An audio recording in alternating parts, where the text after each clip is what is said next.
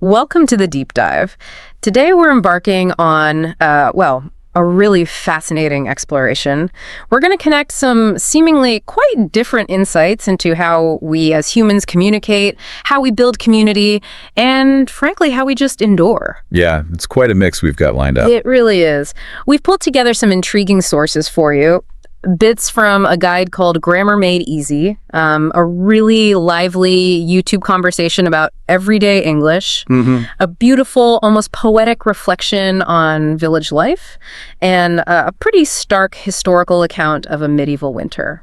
Quite the range. Definitely covers a lot of ground. So our mission today, it's to unpack the kind of profound ways humans connect and survive, but across these really different contexts. We're talking everything from, the nitty-gritty rules that structure our speech, Right, to the unspoken bonds within a community, and even that sheer sort of human will to get through tough times. Hopefully you'll find some unexpected connections, maybe a few aha moments along the way. Sounds good. Where do we start? All right, let's kick things off with maybe what seems like the most formal bit. Grammar.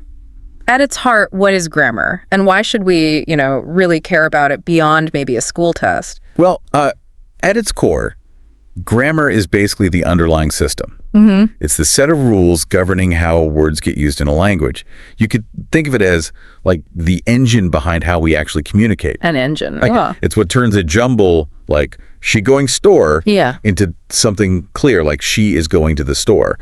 Grammar makes that happen. And it's really for anyone who wants to make sure their message lands clearly, whether you're just texting or writing something important. That makes sense, the engine idea. But isn't there a risk? Like if you focus too much on all these rules, doesn't it kind of stifle how you naturally talk, especially just chatting? Where's the line between being correct and just, communicating? That's a really good question. And, what's fascinating here is how subtle grammar can be, how it instantly shapes perception. Imagine, say, two emails applying for a job. One's perfectly put together, the other has maybe some obvious mistakes. Even if it's subconscious, there's this immediate impression of competence, or maybe a lack of it. It acts like a silent filter. Ah, I see. So it's not just about rules for rules' sake. Exactly. It's less about just correctness and more about, credibility. Good grammar actually builds confidence, not just for the person speaking or writing, but it also builds the listener's or reader's trust in what you're saying. Think of it like traffic rules. They don't really limit you. They actually make sure everything flows smoothly, right? Often without you even thinking about following them. Right, okay. The source we looked at, it really dives into the structure, almost like a blueprint for language. It mentions these building blocks, prep of speech, tenses, sentence structure, punctuation, voice and speech, clauses and phrases. That's a lot. Is there one element there, maybe like voice and speech or clauses and phrases that people often get wrong, but understanding it could really change how they come across? That's a great point. Let's take voice and speech. Most people know active versus passive voice, right? The boy hit the ball. Yeah. But what often gets missed is how choosing one subtly shifts focus or even responsibility. The ball was hit by the boy puts the ball first. The boy hit the ball is more direct. Ah, okay. Sometimes that passive voice can be used deliberately, maybe to sound more formal, or even to kind of obscure who did what. Understanding that isn't just grammar rules. It's about rhetorical power. It's about controlling the story, sometimes without being obvious about it. That's really interesting. And speaking of grammar myths, I have to admit, for years, I thought starting a sentence with and was just totally wrong. Are there other common myths like that? Ones that still make you sort of chuckle or that genuinely trip people up? Oh, definitely. The never start with and or but thing is a classic, but it's perfectly okay in lots of situations, especially if you want emphasis or just better flow. Another one is that grammar is boring. I mean, how can it be boring? It's alive in every joke you laugh at, every story, every movie line, every song lyric you've ever connected with. Once you start noticing it, it's everywhere. It's really quite dynamic. Yeah, I can see that. And the idea that only native speakers really get grammar. Experience often shows that's not true. Many non-native speakers, because they study it so systematically, actually have a much deeper grasp of the rules sometimes. It just proves anyone can really get a handle on how language works. Okay, so we've laid down that structural foundation with grammar. Now let's move from those formal rules to how language is actually lived, how it's used day to day. Our next source, this YouTube conversation, it really highlights how listening to English conversation is essential for improving your English skills. It's about putting grammar into practice, sure, but maybe something more, too. Absolutely. One of the conversations they feature gets into that classic debate, village life versus city life. They talk about the pros and cons, the good and the bad of each. So for village life, the benefits are pretty clear. It's more peaceful, you're closer to nature. People are often described as more friendly, more helpful, closer relationships with neighbors, that sort of thing. Supporting each other. Right, the community aspect. Exactly. Then the city offers more opportunities, right? For education, jobs, entertainment, plus more diversity, exposure to different cultures. But then, of course, the downsides of the city are mentioned too. It's more crowded, more polluted. It really just boils down to what an individual values most. It definitely seems like a personal choice on the surface. But I wonder, do discussions like that sometimes maybe gloss over the economic realities, the things that might actually force someone to choose the city, even if they prefer the village? That's a very sharp point. Yeah. While the conversation in the source focuses on preferences and weighing them up, you're right. Economic necessity is often the big unspoken factor. Many people move to cities not just for opportunities in the abstract, but because the village literally offers no way to make a living to support a family. Yep. So, while we can romanticize village life, and there are wonderful things about it for some, the city, even with its drawbacks, means survival. It means a chance. So it's less a choice and more a practical necessity. The YouTube conversation, of course, is more focused on the language practice around discussing these choices. That's a really important distinction. Yeah. Okay, and the source continues with another very relatable topic, getting a pet. This bit looks at the concerns versus the rewards. On the concern side, it's a lot of work and responsibility. Pets can cause allergies or other health issues, and let's be honest, the potential mess and damage. True, those are real concerns. But the reward side is strong too. Pets can be just great companions, they can help reduce stress, and the conversation notes that with proper training and care, pets generally can be well behaved. Plus, for some people, having a pet, especially like a dog, can be real motivation to get more active all those walks. So, what does all this mean for you listening in beyond just practicing English? The third conversation example is actually quite moving, dealing with a breakup. It's a powerful example of using language for emotional support. Yeah, it really is. You hear these really empathetic phrases like, I'm sorry to hear that, and practical, kind advice like, you'll get through this, or time heals all wounds, and encouragement to take some time for yourself and do things that make you happy. It just shows so clearly how language builds those emotional bridges, offers comfort when things are tough. It really does underscore the human side of language, doesn't it? And one key takeaway from this source for anyone working on their English is that recording yourself speaking can be a powerful tool. How so? Well, it helps with confidence, first off. You might listen back and realize, hey, you actually speak better than you thought. It also really helps fine-tune pronunciation, and it helps you just feel the words in your mouth. It turns language practice into something more physical, more intuitive. Okay, from grammar rules and everyday chats, let's pivot again. Let's move to a different kind of communication entirely. This one is less about specific words and more about sensory experience, shared history, quiet endurance.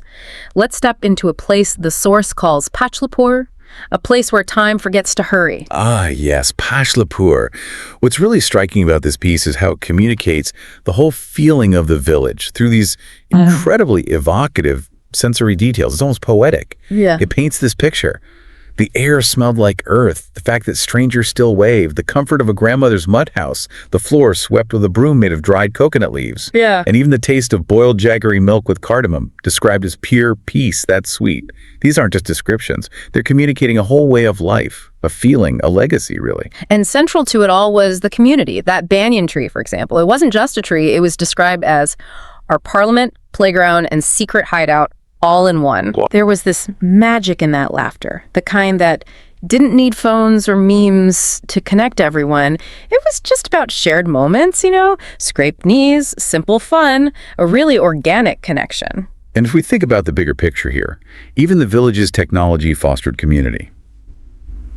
Imagine the entire village listening to one single radio, old, dusty, barely breathing, outside the local shop. Just one? Just one.